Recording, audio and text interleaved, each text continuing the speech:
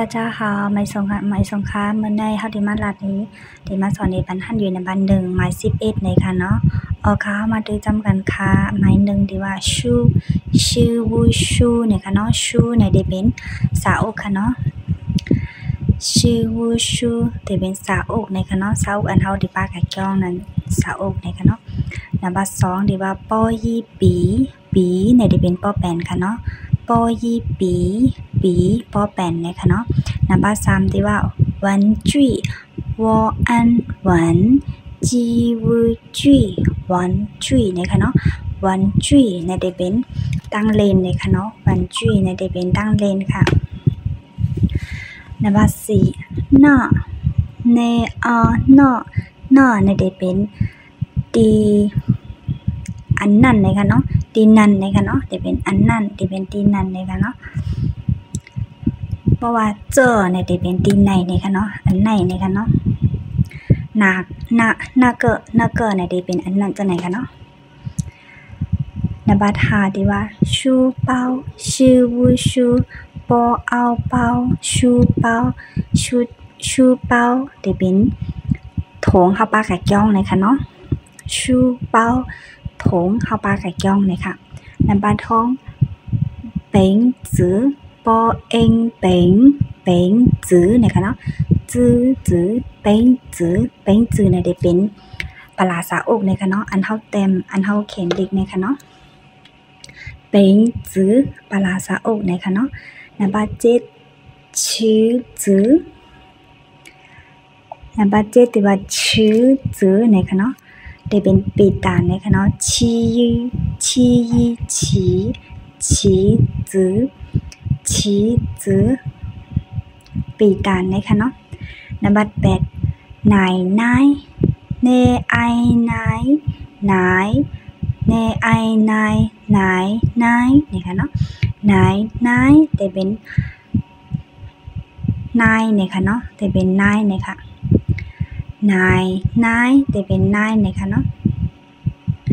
นับ9ถงจั่วถงทอองถงจวง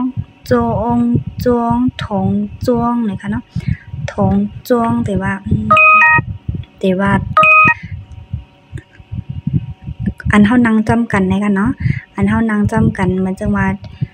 เฮานั่งเรียนดิเฮานั่งขึ้นจ้องจำกันในกันเนาะที่เฮาว่าถงจอองจวงเนี่ยค่ะเนาะทอองถง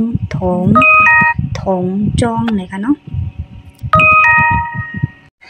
ค่ะเข้ามาด้วยสาจองมันจอมกันนะคะเนาะหัวข้อมันตีว่า这是我的书นะคะเนาะ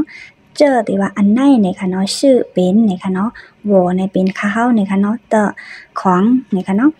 ชูเป็นสาอกนะคะอันไหน这是我的书อันไหนเป็นสาอกข้าวนะคะเนาะ这是我的书อันไหนเป็นสาอกข้าวนะคะเนาะ这是อันไหน小钱的笔อันไหนเป็นป้อแปนของ小钱นะคะเนาะเป็นป้อแปน小钱นะคะเนาะ这是小钱的笔อันไหนเป็นป้อแปน小钱นะคะเนาะ这是妹妹的玩具อันไหนเป็นของเล่นของน้องยิ่งนะคะเนาะอันไหนเป็นอันเล่นของน้องยิ่งนะคะเนาะ这是妹妹的玩具这是อันไหนเป็นนะคะเนาะ妹妹น้องยิ่งนะคะเนาะ的ของนะคะเนาะ玩具ตั้งเล่นนะคะเนาะ这是妹妹的玩具อันไหนเป็นตั้งเล่นของน้องยิ่งนะคะเนาะหน้าชื่อที่ว่าอันนั่นนะคะเนาะหน้าชื่อในที่ว่าอันนั่นนะคะนะเฉยที่ว่าไผนะคะเนาะเฉย的ของไผนะคะเนาะชูเปาถงไผนะคะเนาะหน้าชื่อเฉย的书包อันนั่นเป็นถงไผนะคะเนาะหน้าชื่อเฉย的杯子หน้าชื่อเฉย的杯子อันนั่นเป็นสาอกไผนะคะเนาะหน้าชื่อเฉย的杯子อันนั่นเป็นสาอกไผนะคะเนาะหน้าชื่อเฉย的棋子อันนั้นเป็นปีดันไพ่นะคะเนาะ那是谁的棋子อันนั้นเป็นปีดันไพ่นะคะเนาะ他是谁的奶奶อันนี้ถ้าเขานะคะเนาะชื่อเป็น谁的奶奶เป็นนายไผ่นะคะเนาะ他是谁的奶奶อันนี้เป็นนายไผ่นะคะเนาะ他是小丽的奶奶อันนี้เป็นนาย小丽เขานะคะเนาะ他是小丽的奶奶อันนี้เป็นนาย小丽เขานะคะเนาะเอาคาเข้าออนกันสิบด้วยกันจ้อมกันแทงสาไปมันนะคะเนาะ这是我的书นะคะเนาะหัวข้อมัน这是我的书อันนี้เป็นสาอุคานะคะเนาะเจอแต่ว่าอันไหนนะคะเนาะชื่อเป็นนะคะเนาะ我的ของเขานะคะเนาะชูสาอุนะคะเนาะ这是我的这是我的书อันนี้เป็นสาอุคาเขานะคะเนาะหน้าชื่อแต่ว่าอันนั้นนะคะเนาะ我头中的书อันนั้นเป็นวิกรณ์สาอุวิกรณ์จำคานะคะเนาะ那是我同桌的书อันนั้นเป็นสาอุวิกรณ์จำคานะคะเนาะ这是小钱的书包